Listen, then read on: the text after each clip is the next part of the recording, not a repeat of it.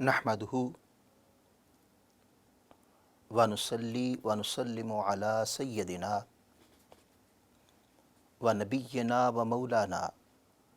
व मलजाना व मअवाना मुहम्मदिन रसूलिन नबिय्यिल करीमिल अमीनिम मकीनिर रऊफ़िर रहीम। अम्मा बाद फ़अऊज़ु बिल्लाहि मिनश शैतानिर रजीम। बिस्मिल्लाहिर रहमानिर रहीम।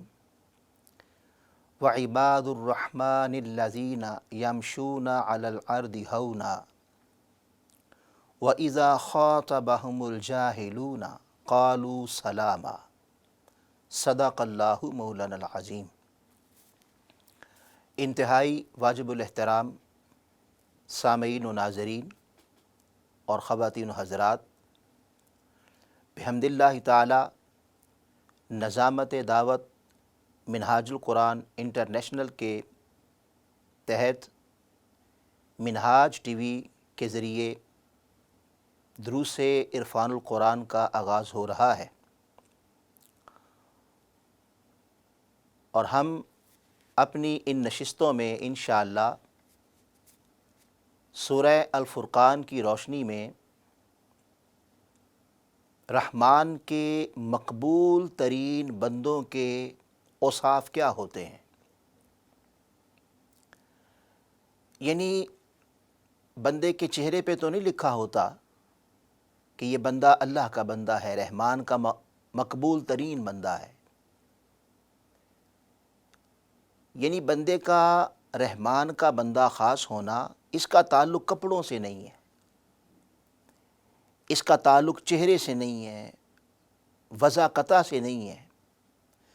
काला या गोरा होने से नहीं है। तो ये कैसे पता चले कि फिर अल्लाह का ख़ास बंदा, रहमान का मकबूल बंदा कौन सा है? अल्लाह पाक इरशाद फरमा रहा है कि ए मेरे बंदो, यूँ तो सारी कायनात ही मेरा बंदा है, मगर अगर तुम मेरे बंदों को और मकबूल तरीन बंदों को पहचानना चाहते हो तो आओ उन्हें चेहरों से, लिबास से, वज़ाक़ता से नहीं, बल्कि मैं ख़ुद बता देता हूँ कि उनकी अलामात क्या होती हैं और उनके औसाफ़ क्या होते हैं। वो वस्फ़ जिसमें पाया जाएगा और वो अलामात जिसमें पाई जाएंगी, जिसे कुरान मजीद में मैं बयान कर दूँगा, तो तुम चेहरे और उनके कपड़े नहीं देखो, तुम उन अलामतों को देखकर पहचान लेना कि ये मेरा बंदा है, जिसमें वो वस्फ़ पाया जाए। हम इंशाअल्लाह सूरह अल-फ़ुरक़ान की रोशनी में अल्लाह के रहमान के मकबूल तरीन बंदों के जो औसाफ़ अल्लाह पाक ने बयान किए हैं, वो आयत नंबर 13 से लेके आखिर तक आयत नंबर 77 तक, 77 तक, वो कमो बेश 13 हैं और मुमकिन है हमारी गुफ्तगू में आगे चलकर ये बढ़ भी जाएँ, 14 हो जाएँ, 15 हो जाएँ, लेकिन 13 औसाफ़ अल्लाह पाक ने यहाँ पर बयान किए हैं। ये इंशाअल्लाह हम सिलसिलावार गुफ्तगू का आगाज़ कर रहे हैं और ये हमारा प्रोग्राम, ये दर्स कुरान हमारा इंशाअल्लाह सिलसिलावार किस्त बाय किस्त चलता रहेगा। तो आइए सूरह अल-फ़ुरक़ान की रोशनी में पढ़ते हैं कि रहमान के मकबूल तरीन बंदों के औसाफ़ क्या हैं। अल्लाह रब्बुल इज़्ज़त ने इरशाद फरमाया, व इबादुर रहमान, रहमान के मकबूल तरीन बंदे, उनका पहला वस्फ़ ये है, अल्लज़ीना यमशूना अलल अर्दि हौना, कि ये वो लोग हैं कि जब ज़मीन पर चलते हैं तो लफ्ज़ आया हौना, बड़े वक़ार के साथ चलते हैं, यानी उनकी चाल में वक़ार होता है। अब यहाँ नाज़रीन, मुफस्सिरीन कराम ने हौना के मुख्तलिफ़ माने बयान किए हैं कि हौना का माना क्या है। मसलन एक माना बयान किया गया कि हौना का माना है सकीना और वक़ार। तो इसका मतलब ये हुआ कि अल्लाह के बंदे रहमान के मकबूल तरीन बंदों का वस्फ़ ये है कि उनकी चाल में सकून होता है اور ان کی چال میں وقار ہوتا ہے۔ وہ بڑے سکون کے ساتھ پروقار چال کے ساتھ چلتے ہیں۔ اسی طرح دوسرا معنی بیان کیا گیا کہ ہونا کا معنی ہے نرمی۔ تو اس کا معنی کیا ہوا کہ رحمان کے بندوں کی پہچان یہ ہے کہ وہ جب زمین پہ چلتے ہیں تو بڑی نرمی اور وقار کے ساتھ چلتے ہیں۔ پھر تیسرا معنی جسے زید بن اسلم نے بیان کیا، فرماتے ہیں کہ ہونا کا معنی یہ ہے کہ زمین میں فساد نہ کرنا۔ اگر ہم اس معنی کو لیں کہ زمین پہ فساد نہیں کرتے، ہونا کا یہ معنی ہے کہ زمین پہ فساد نہ کیا جائے، تو اس کا مطلب یہ ہوا کہ پھر یہ صرف چال تک محدود نہیں رہے گا، بلکہ پھر یہ معنی ان کی پوری زندگی کا احاطہ کیے ہوئے ہے، ان کی حرکات و سکنات کا، ان کی گفتار کا، ان کی کردار کا۔ اگر یہ معنی لیا جائے تو پھر یہ بنے گا کہ الذین یمشون علی الارض ہونا، یعنی وہ زمین پر چلتے ہیں تو ان کی نہ گفتار سے زمین پر فساد پھیلتا ہے، نہ کردار سے زمین پر فساد پھیلتا ہے، ان کا وجود باعث فساد نہیں ہوتا بلکہ باعث رحمت ہوتا ہے۔ تو رحمان کے بندوں کی پہچان یہ ہے لوگوں کہ اگر آپ پہچاننا چاہتے ہو کہ رحمان کا بندہ کیا ہے، تو رحمان کے بندے کی قرآن پہچان بتا رہا ہے کہ پہچان یہ ہے کہ دیکھو اس کے کردار، اس کی گفتار اور اس کی پوری لائف سے اگر تو زمین پہ فساد پھیلے تو پھر وہ رحمان کا نہیں شیطان کا بندہ ہے، اور اگر اس کی گفتار سے فساد ختم ہو رہا ہے، لوگوں کے دلوں میں محبتیں پیدا ہو رہی ہیں، اس کی صحبت، اس کا کردار، اگر لوگوں کے درمیان زمین سے فساد ختم کر رہا ہے، تو اس کا مطلب یہ ہوا کہ پھر کپڑوں سے اور صورتوں سے نہ پہچانو، یہ دیکھو کہ جس کے کردار اور گفتار سے زمین سے فساد ختم ہو کے مابین مسلمانوں کے اور انسانوں کے محبت اور الفت پیدا ہو رہی ہے، لوگ ایک دوسرے کے قریب آ رہے ہیں، تو سنو لوگوں، جو رحمان کے مقبول ترین بندے ہیں ان کا وصف یہ ہے، پہچان یہ ہے کہ جو لوگوں کو قریب کر دے اور فساد ختم کر دے، وہ رحمان کا بندہ ہے۔ پھر ایک چوتھا معنی بیان کیا گیا کہ ہونا کا معنی ہے تکبر۔ اس کا معنی یہ ہوا کہ رحمان کے بندے وہ ہیں جب زمین پہ چلیں، یعنی الذین یمشون علی الارض ہونا، تو معنی کیا کہ ان کی چال میں بھی تکبر چھلکتا نظر نہیں آتا، وقار بھی ہوتا ہے، سکون بھی ہوتا ہے، مگر چال میں بھی ان کی چال سے، ان کے وجود سے تکبر کا تصور تک نظر نہیں آتا، چال میں بھی تکبر نہیں ہوتا، ایسے چلتے ہیں۔ ناظرین، اگر اس معنی کو لیا جائے تو اس کا مطلب یہ ہوتا ہے کہ رحمان کا بندہ وہ ہے کہ جس کا دل رونت سے، جس کا دل غرور سے، گھمنڈ سے اور تکبر سے پاک ہو جائے، وہ بندہ جو اس وصف کو اپنے اندر پیدا کر لے، اس بندے کو اللہ پاک کہتا ہے یہ رحمان کا، یہ میرا بندہ ہو گیا۔ اور ناظرین، تکبر ایک ایسی چیز ہے کہ اگر دل میں آ جائے تو یہ زندگی کو تباہ کر دیتا ہے۔ اور پھر یہ بھی سن لے کہ تکبر کا تعلق دل سے ہوتا ہے۔ آقا علیہ الصلوۃ والسلام نے مسلم شریف کی حدیث پاک ہے، نبی حضرت عبداللہ بن مسعود رضی اللہ تعالیٰ عنہ اس کے راوی ہیں، فرماتے ہیں کہ نبی پاک صلی اللہ علیہ وسلم نے فرمایا، وہ شخص جس کے دل میں ذرہ برابر بھی تکبر ہوگا، یعنی ایک رائی کے برابر بھی تکبر ہوگا، تو آقا نے فرمایا وہ جنت میں نہیں جائے گا۔ اس پر ایک شخص کھڑا ہو گیا، ایک صحابی کھڑے ہو گئے، انہوں نے پوچھا یا رسول اللہ صلی اللہ علیہ وسلم، یعنی آدمی کے پاس پیسہ ہوتا ہے، اس کا دل چاہتا ہے کہ وہ اچھے کپڑے پہنے، اس کا دل چاہتا ہے کہ وہ اچھا جوتا پہنے، اس کا لباس اچھا ہو، اس کے جوتے اچھے ہوں۔ یہ سوال کیا تو آقا علیہ الصلوۃ والسلام نے فرمایا کہ یہ تکبر نہیں ہے، یعنی تکبر کا تعلق کپڑوں سے نہیں ہے، تکبر کا تعلق جوتوں سے نہیں ہے، وضاقتہ سے نہیں ہے۔ تکبر کا تعلق کس چیز سے ہے اور کیا ہے؟ فرمایا کہ تکبر، ایک تو آقا علیہ السلام نے یہ فرما دیا کہ یہ تکبر نہیں، کپڑوں سے نہیں ہے، اور ساتھ ہی فرمایا واللہ جمیل و یحب الجمال، اللہ خوبصورت ہے، جمال والا ہے اور خوبصورتی کو پسند کرتا ہے۔ یعنی آپ خوبصورتی کے لیے کپڑے پہنیں، آپ خوبصورتی کے لیے اپنا لباس پہنیں،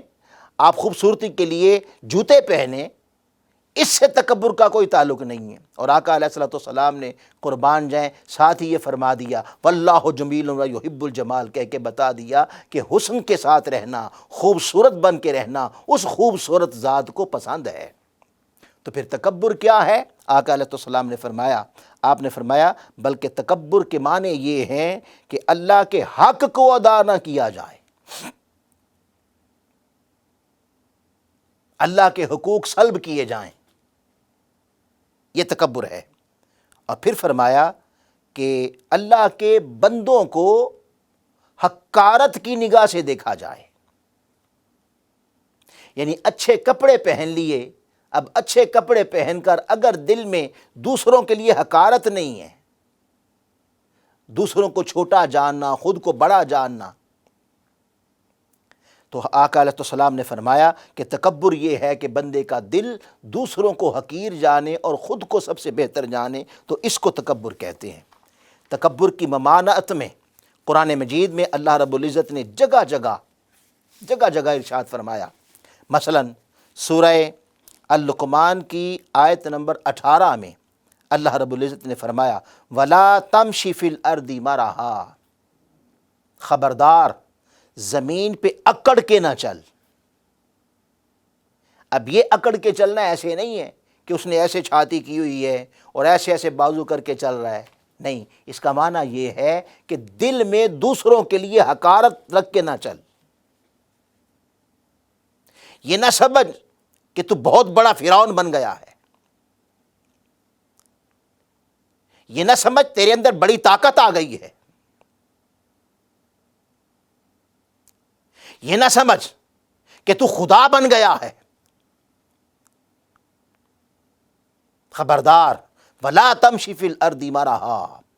یہ اکڑ پیدا کر کے، تکبر، غونت دل میں پیدا کر کے زمین پر نہ چل۔ کیوں؟ ان اللہ لا يحب كل مختال فخور، بے شک اللہ ایسے متکبر اور اترا کر چلنے والوں کو پسند نہیں کرتا۔ مختال فخور، یہ جو جملہ آیا کہ اترا کر چلنا، اس کا مطلب یہ ہوا کہ تکبر کا تعلق دل سے ہے اور یہ اکڑ نہیں ہونی چاہیے۔ اسی طرح سورہ بنی اسرائیل کی آیت نمبر 37 میں اللہ رب العزت نے فرمایا وَلَا تَمْشِ فِي الْأَرْضِ مَرَحًا، خبردار زمین پہ اکڑ کے نہ چل۔ اب یہ تو جو اکڑ کے چل رہا ہے اور دوسروں کو حقیر جانتا ہے اور اپنے دل میں تکبر رکھ رہا ہے اور دوسروں کے لیے اپنے دل میں حقارت رکھ رہا ہے، اے حقارت کی نگاہ، دوسروں کو حقارت کی نگاہ سے دیکھنے والے اور خود کو بہت بڑا جابر اور بہت بڑا متکبر سمجھنے والے، سن انک لن تخرق الارض، یہ تیرا اکڑ کے چلنا ہرگز، بے شک میری زمین کو پھاڑ نہیں سکتا، ہرگز زمین کو پھاڑ نہیں سکتا۔ وَلَن تَبْلُغَ الْجِبَالَ طُولًا، اور تو اکڑ کے تکبر کر کے چلتا ہے، یہ تیرا متکبر ہو کے چلنا پہاڑوں کی طرح تو بلند نہیں ہو سکتا۔ تو ناظرین، تکبر دل کا فساد ہے۔ آج کے دور میں اگر ہم دیکھیں تو ہمیں ایک شخصیت نظر آتی ہے، شیخ الاسلام سیدی و مرشدی ڈاکٹر محمد طاہر القادری صاحب، قربان جائیں، ابھی قریب ہی نشستیں ہوئیں سیدہ کائنات کے شان کو بیان کرتے ہوئے، تو وہ نشست میں سن رہا تھا، اس دوسری نشست میں جب آپ نے اپنی گفتگو کا آغاز کیا تو قربان جائیں آپ فرما رہے ہیں کہ لوگ مجھ جیسوں کو بھی علم والا کہہ دیتے ہیں۔ یہ ہے عاجزی، یہ ہے تکبر کی ضد۔ ایک طرف عالم یہ ہے علم کا کہ پوری دنیا میں روئے زمین پر اپنے ہو یا پرائے ہر کوئی مانتا ہے کہ صاحب علم ان جیسا کوئی نہیں، اور پھر علم کا عالم یہ ہے کہ قرآن مجید کا 8 جلدوں پر مشتمل انسائیکلوپیڈیا لکھا، 5 لاکھ حدیثیں اسٹڈی کی، 40,000 کا مجموعہ منتخب کیا، سیرت رسول کی تاریخ کی سب سے بڑی کتاب لکھی، اور ان کی زندگی میں 500 سے زائد کتب چھپ کر اس وقت دنیا اس سے رہنمائی حاصل کر رہی ہے۔ قرآن کا ترجمہ، قرآن کی تفسیر، اہل عرب کے لیے عربی میں کتب لکھی، اور آپ کی کتابوں کی پوری دنیا میں ہر زبان میں ترجمہ ہو رہا ہے۔ یعنی علم کا ایک سمندر ہے، اور انشاءاللہ آنے والے وقت میں ابھی اس پہ کام ہو رہا ہے کہ حدیث کا انسائیکلوپیڈیا لکھ رہے ہیں، مگر اتنا بڑا عالم ہونے کے باوجود بھی قربان جائیں کہتے ہیں مجھ جیسے کو بھی علم والا کہہ دیتے ہیں۔ عاجزی کا عالم یہ ہے۔ اللہ پاک کہتا ہے لوگو اگر عباد الرحمن کو پہچاننا ہو تو دیکھو عجز کا زیور کس نے پہنا، عاجزی کا لباس کس نے پہنا، کس کی گفتار میں اور کس کے کردار میں تکبر نہیں ہے بلکہ عاجزی ہے۔ تو جنہیں عاجز پاؤ وہی رحمان کے بندے ہیں۔ سبحان اللہ۔ تو حضور شیخ الاسلام ڈاکٹر محمد طاہر القادری اس وصف پر پورا اترتے نظر آتے ہیں کہ ایک طرف علم کا ایک پورا جہان ہے اور 1000 سے زائد کتابیں ان کے قلم سے دین مصطفی کے احیاء کے لیے نکل چکی، اور قلم چل رہا ہے، مگر کہتے ہیں کہ مجھ جیسوں کو بھی لوگ علم والا کہہ دیتے ہیں۔ اللہ پاک کہتا ہے لوگو جس نے دل کو اس طرح عاجزی کا زیور پہنا دیا تو سنو اس کے کپڑوں پر، اس کے چہروں پہ نہ جاؤ، یہ دیکھو عاجز کون ہے۔ اگر تکبر ہے تو رحمان کا نہیں شیطان کا بندہ ہے۔ اللہ رحمان کے بندے کا وصف یہ ہے کہ وہ عاجز ہوتا ہے۔ اسی طرح پھر اللہ رب العزت نے تکبر کی ممانعت کو بیان کرتے ہوئے فرمایا کہ یہ اہل تکبر ہوتے ہیں، ان کے لیے اللہ پاک نے فرمایا ان اللہ لا يحب من کان مختالا فخورا۔ یہ سورہ نساء آیت نمبر 36 میں فرمایا کہ جو متکبر ہو جائے وہ اللہ کا ناپسندیدہ ہو جاتا ہے، اور جو اللہ کا ناپسندیدہ ہو جائے وہ اللہ سے دور ہو جاتا ہے، وہ شیطان کے قریب چلا جاتا ہے۔ اللہ پاک نے خبردار تکبر نہ کرو، بے شک اللہ تکبر کرنے والے اور اترانے والوں کے ساتھ محبت نہیں کرتا، انہیں پسند نہیں کرتا۔ پھر اگر تکبر آ جائے ناظرین انسان میں اور اس کے دل میں تکبر آ جائے تو تکبر اللہ کے عذاب کا باعث بنتا ہے۔ تکبر ایسی شے ہے۔ اللہ رب العزت نے سورہ عنکبوت اور اس کی آیت نمبر 39 میں فرمایا، پچھلی امتوں کے بڑے بڑے متکبرین کا تذکرہ کرتے ہوئے وقارون وفرعون وہامان، اور قارون اور فرعون اور حامان جن پر اللہ کا عذاب آیا، ان پر اللہ کا عذاب آیا۔ وَلَقَدْ جَاءَهُم مُوسَىٰ بِالْبَيِّنَاتِ، حالانکہ تحقیق حضرت موسیٰ علیہ السلام ان کی طرف اللہ کی نشانیاں لے کر آئے تھے، مگر انہوں نے حضرت موسیٰ علیہ السلام کی ان اللہ کی نشانیوں کو ٹھکرا دیا، اور ٹھکرا کر کیا کیا؟ فَاسْتَكْبَرُوا فِي الْأَرْضِ، زمین پر متکبرانہ حکمرانی قائم کی،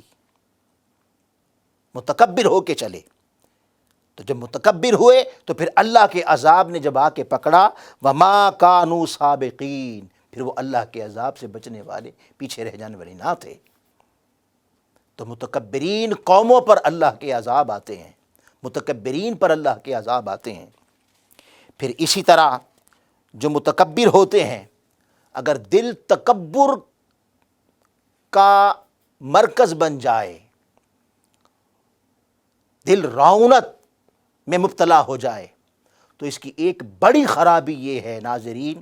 کہ متکبر کی آنکھوں پر ایسا پردہ پڑ جاتا ہے کہ وہ نہ حق کی آواز کو پہچان سکتا ہے، نہ حق والوں کو پہچان سکتا ہے۔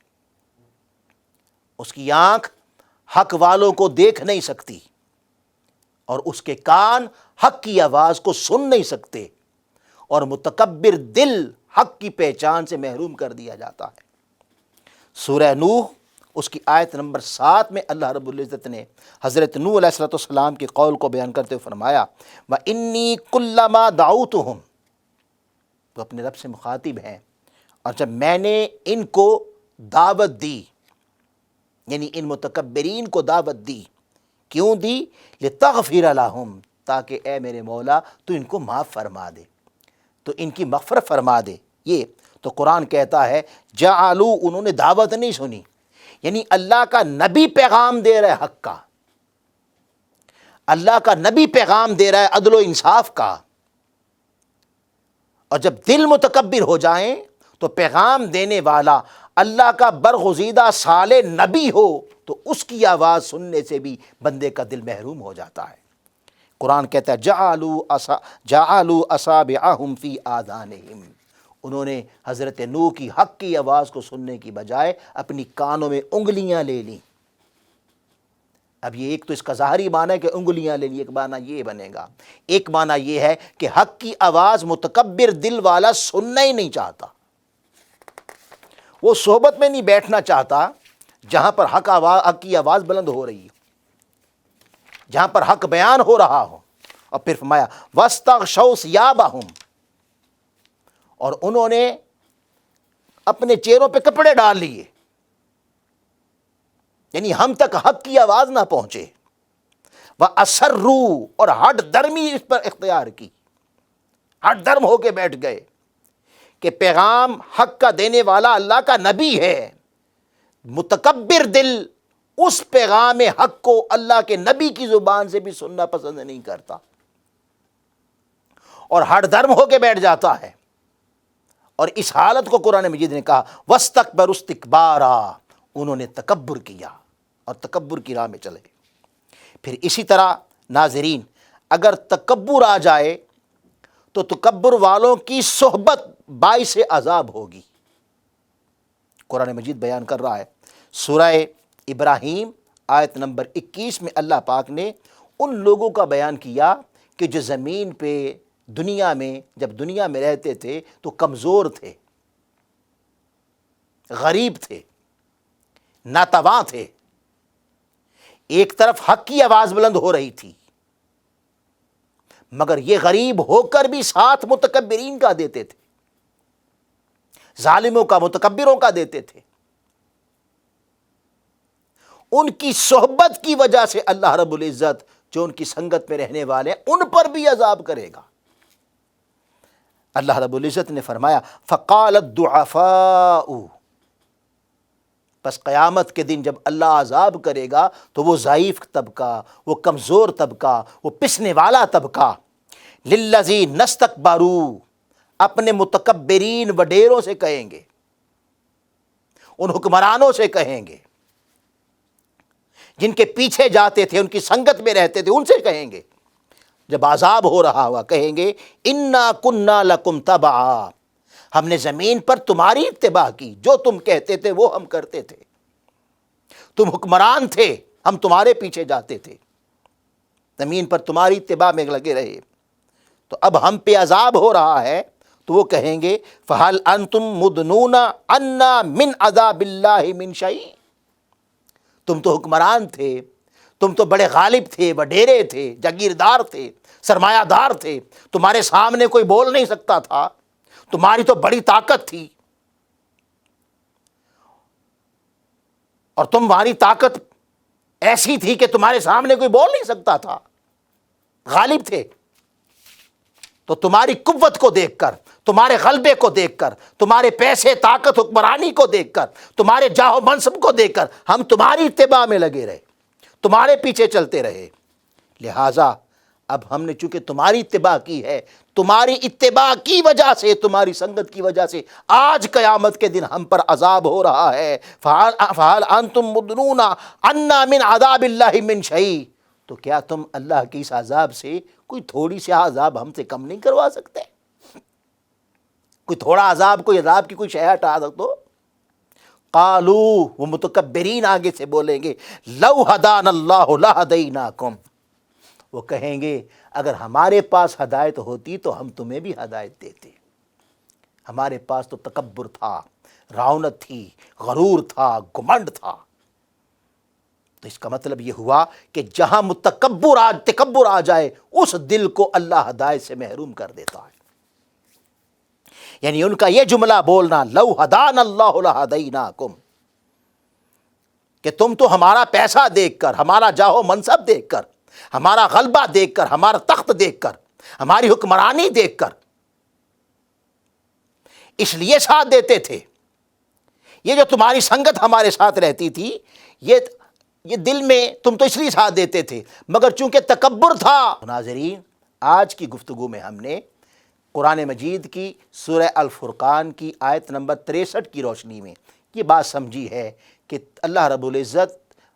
فرماتا ہے کہ اللہ کے بندے وہ ہیں الذین یمشون علی الارض ہونا، جو زمین پر چلتے ہیں تو ان کے دل میں تکبر نہیں ہوتا۔